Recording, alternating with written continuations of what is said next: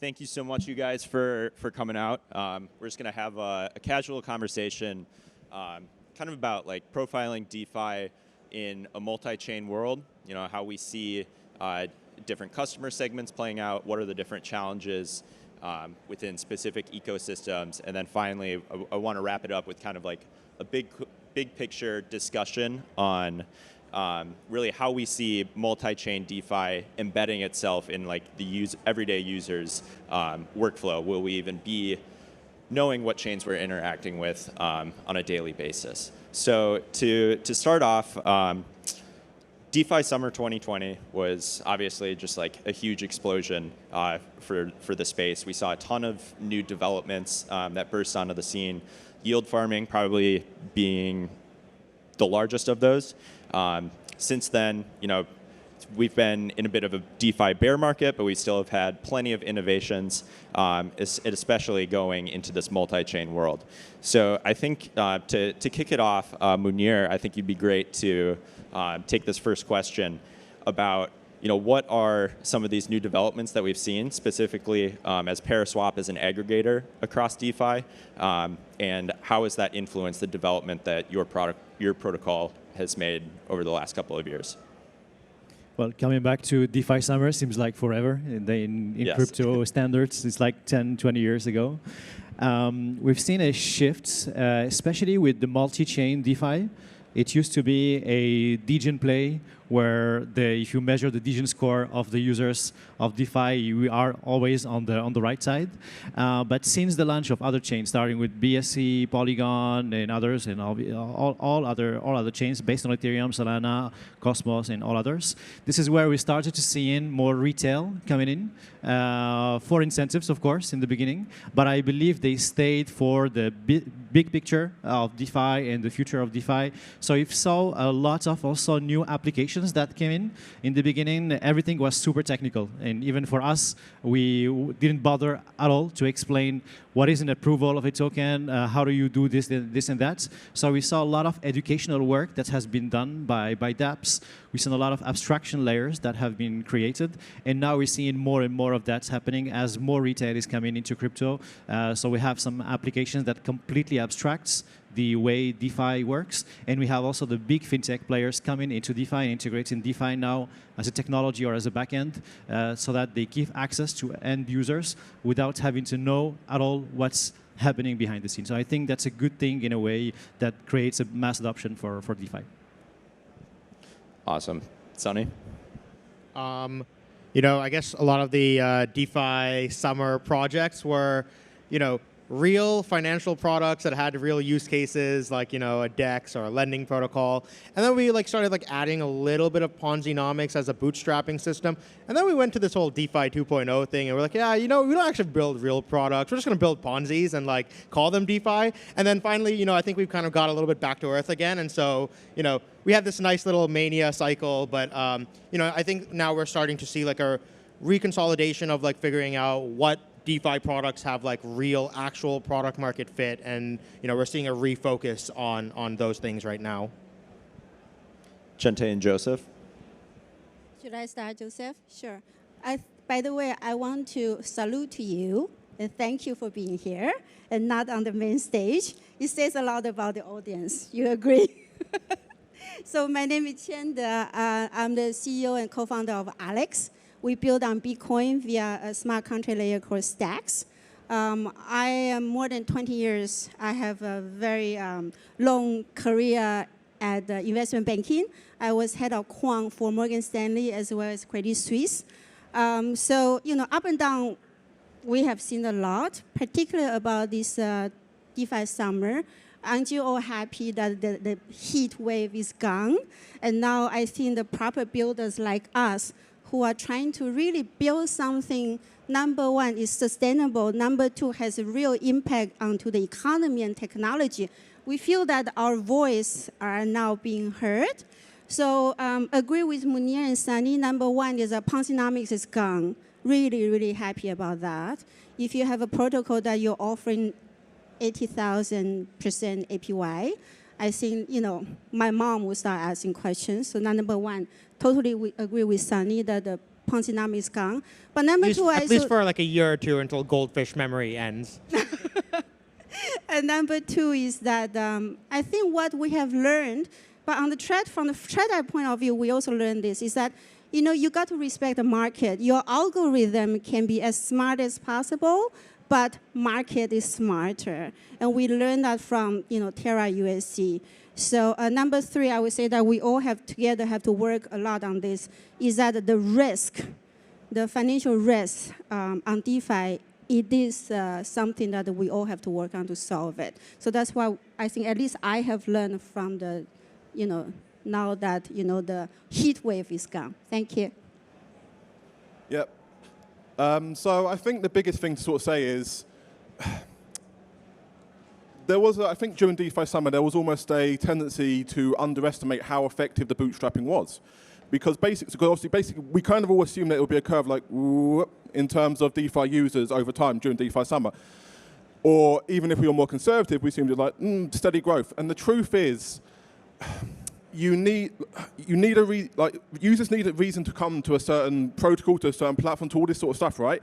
And we were so effective at bootstrapping things during DeFi Summer that we kind of just got there, and then we sort of hit a limit very, very quickly in terms of there weren't new people coming in after September, October 2020, because the platform just weren't in the things just weren't in a state to sort of bring on this mass onboarding. And this is always the obsession in crypto, right? We think in terms of mass onboarding, we think in terms of onboarding retail. And that's not a bad thing to think about, but you have to understand that it takes time, and there's a certain show of providence to things, right?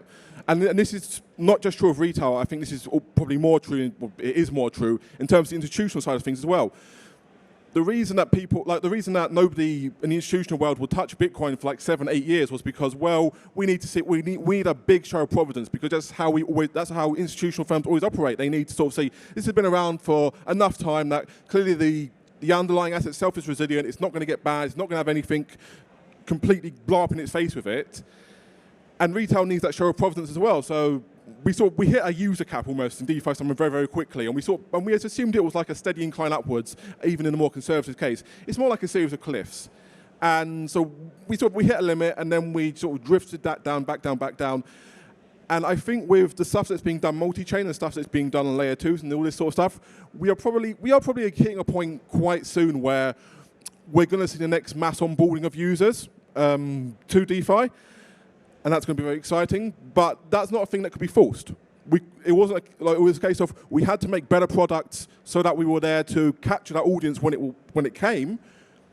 But it was never going to be. It was, in retrospect, of course, it was never going to be the case that 2021 was going to be like this. No, because you got the degens in already. Great, your audience isn't you've kind of capped out for a bit. Yet wait 3 years, build all the cool stuff like arguably was the case in the first generation DeFi. Because remember, Uniswap initially launched, December 2018?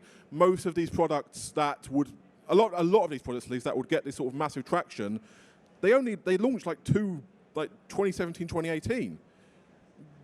There was a need, because I remember back in, this would have been end of 2019, there were so many people who were just laughing at DeFi because they were saying, well, you've built these products, they've been around for a year, 2 years, where are they going? Why are there users on them? Why is the combined? I remember, I think it was start of 2020. There was this massive simultaneous cheering and mocking of DeFi because DeFi, the total TVL and all DeFi stuff passed 1 billion, and all the Bitcoin people in particular were lining up and saying, "This is a joke. We've got like a however many billion market cap. We've been around for this long.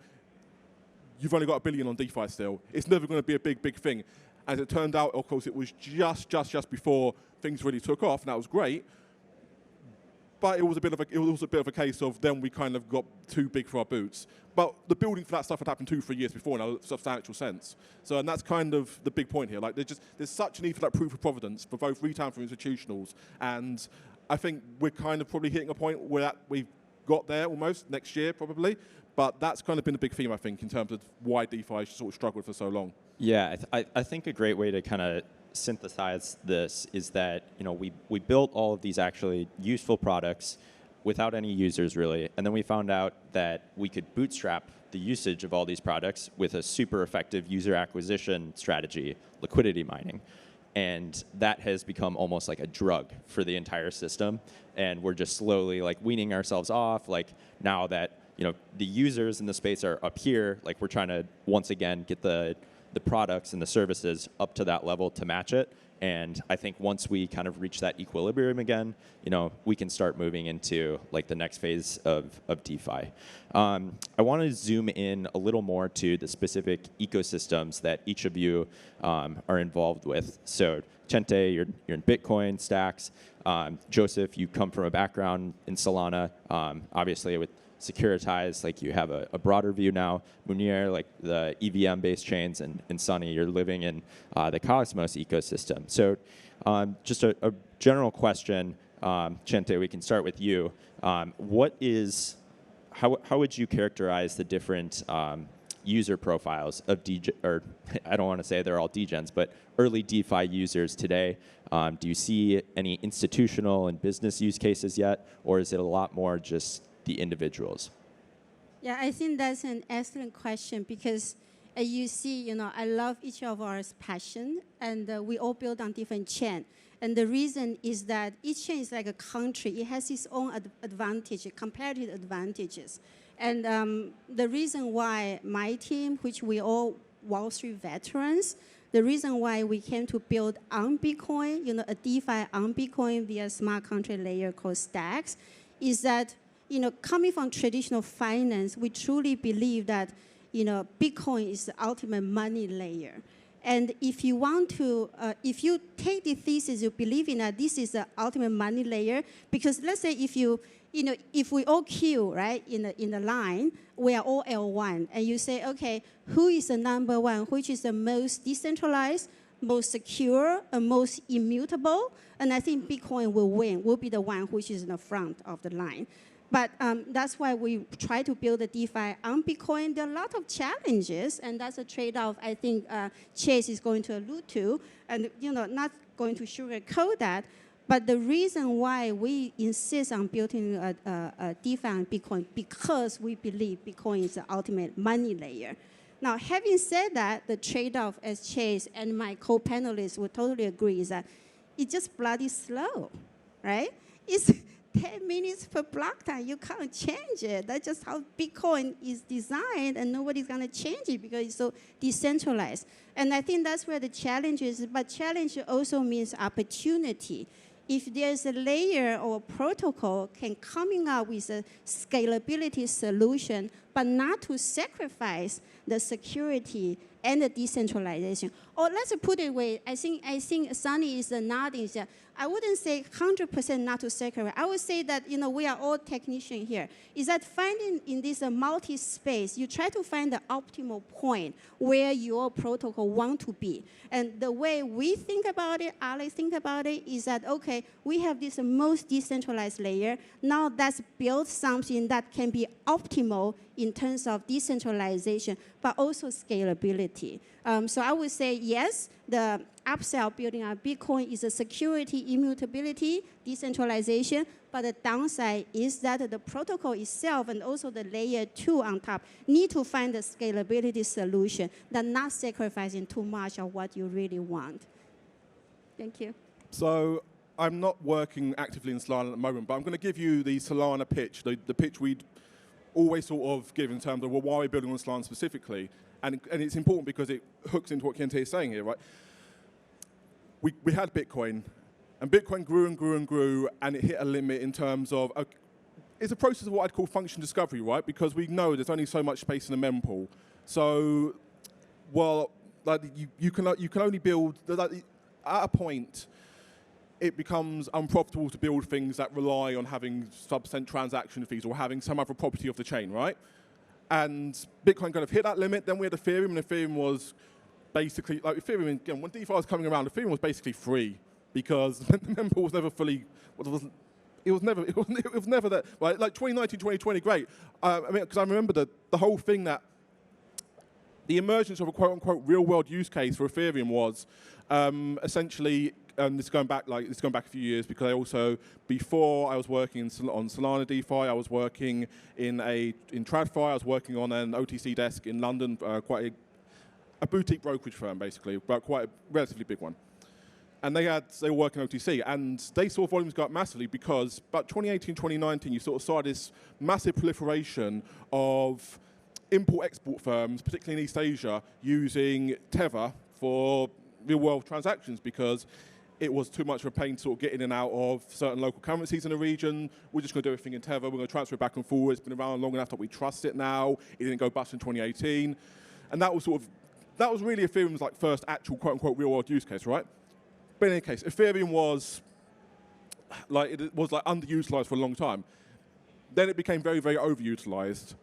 And we sort of saw the same thing with regards to people had built a lot of things would still work on the network, but there were certain things that if you built something for sub-cent transaction fees or whatever the hell, it's not going to work anymore if everybody wants to take up that same block space. So the pitch for Solana was, okay, well, you have Bitcoin, which is like the low-frequency trading network. Ethereum is the mid-frequency trading network. We're going into the high-frequency trading network with higher throughputs and lower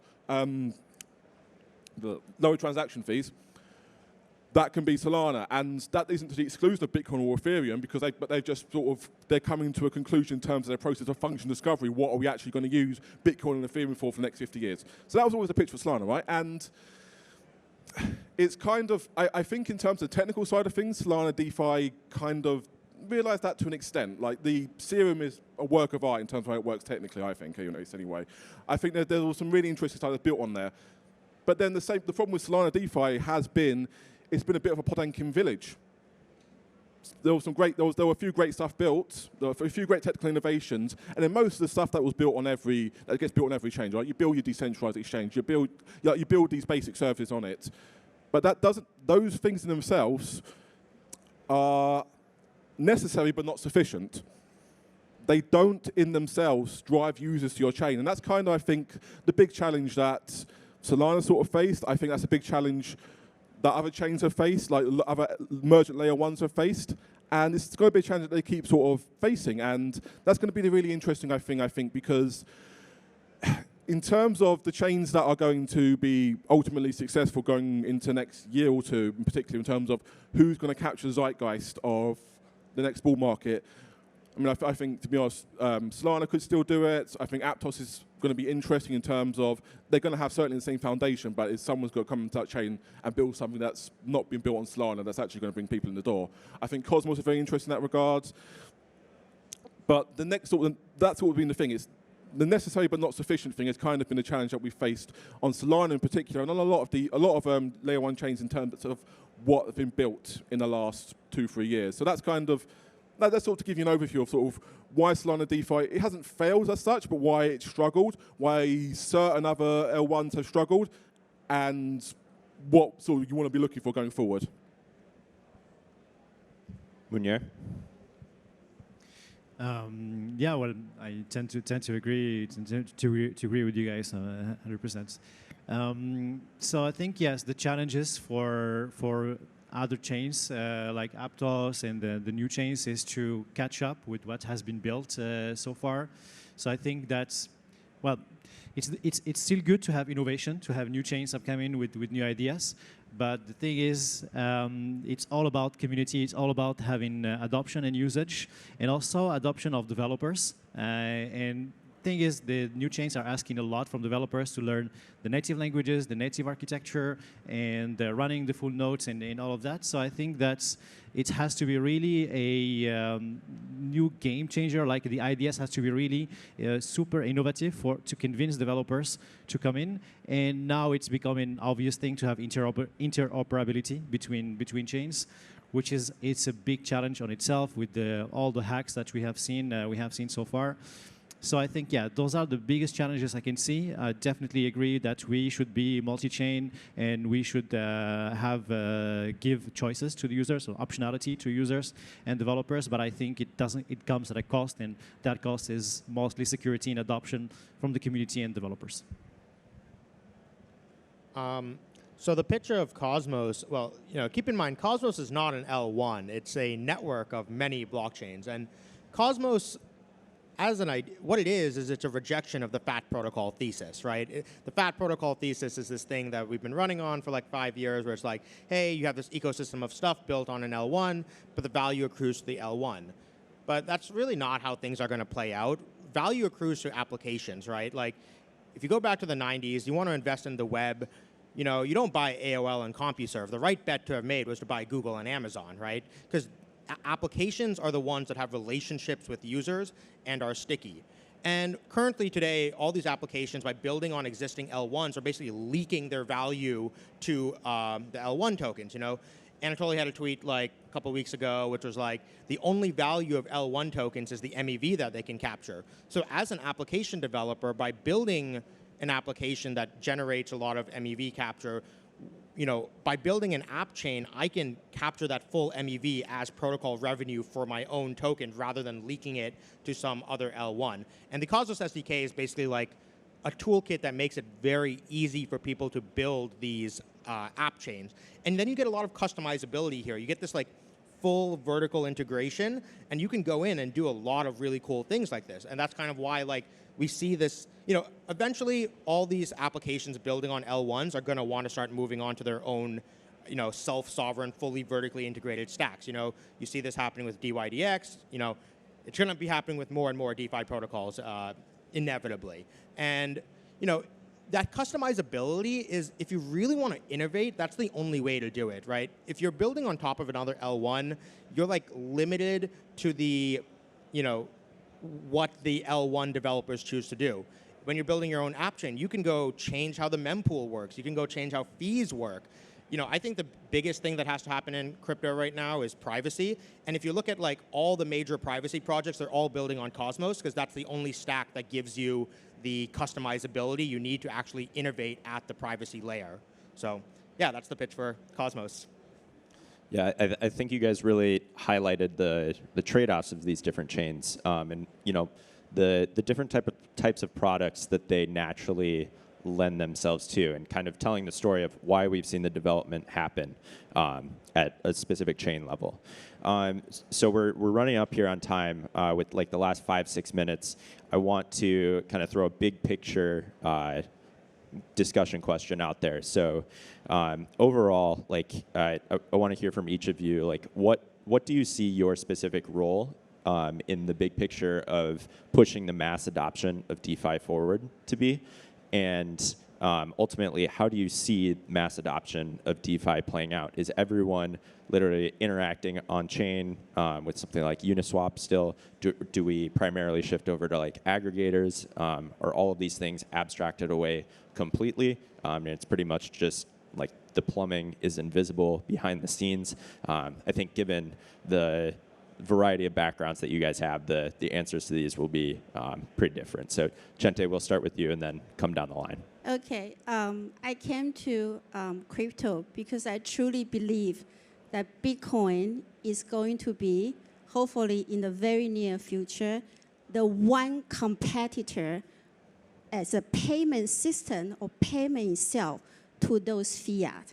That's what I truly believe. If you think about every year, $2 trillion are spent just to move money from border to border.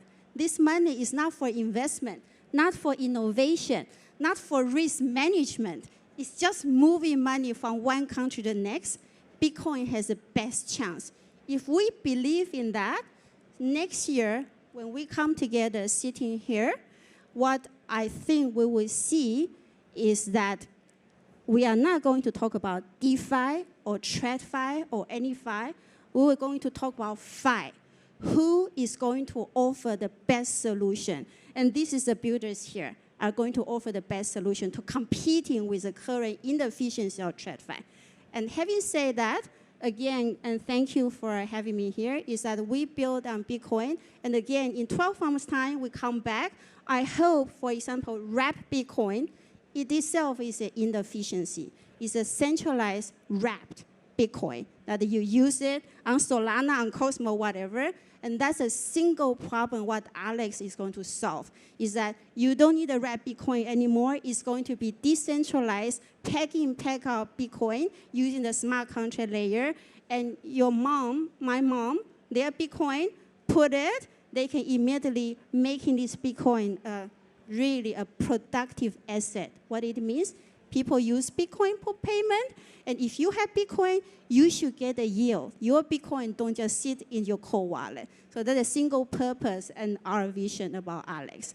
And you know, again, I think I have been in the TradFi for more than 20 years.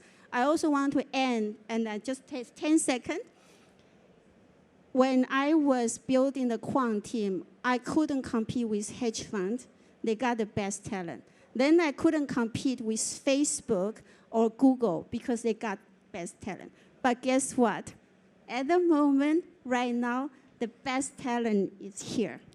And that's how you see a sector is not a bubble. It is going to be the leading sector in the upcoming decades because human capital is most fluid. It doesn't have boundary. So that's all I have to say, and thank you for being here again. Thank you for having me, my panelists. Before we get to the rest of you, just want to make sure we're respecting the next panel's time. So if we could keep these to like a minute or less to really just round this out.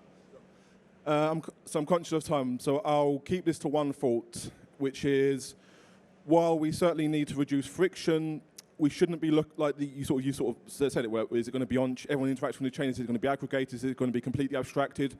We shouldn't seek and we shouldn't want, and it probably wouldn't even work to have things being fully abstracted, because I think, in light of what's happened over the past 6 months, 9 months, a year, well, one, it's the wrong way to go in terms of we need to provide transparency to an extent, and two, I don't think it's you're not, the CDFI stuff, you're not going to be able to, it's not going to work.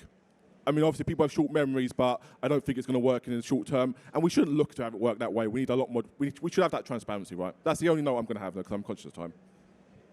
Yeah, in my opinion, DeFi protocols are all about infrastructure and Legos, building Legos. So I see DeFi as the future backend of finance.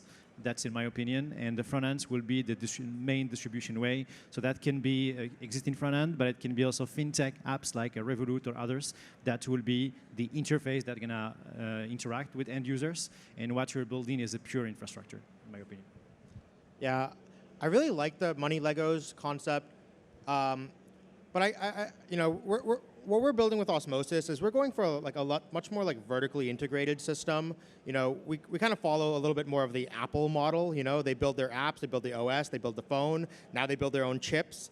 What we do with Osmosis is, we're building the DEX, we're building the chain, we're building the front end. We even build our own wallet. And by having this full stack control, I think that's what gives us the ability to provide the best user experience than a layered cake of the stack can. So it's a bet that we're making. We're not sure if it's the right one, but seemed to work well for Apple. Hopefully it can work well for us too. Yeah, I mean, great way to end it. I think of crypto, it's as cliche as it is, we're still so early. And I mean, if you really think about it, all this stuff right now is an art more than a science. No one knows the correct answer. So it's just really interesting to see all of you guys taking very different approaches and having different opinions on how the whole landscape is going to play out. With that, we will wrap it up here. Thank you again to all of our panelists. Great session, and we look forward to the next one. Thank you.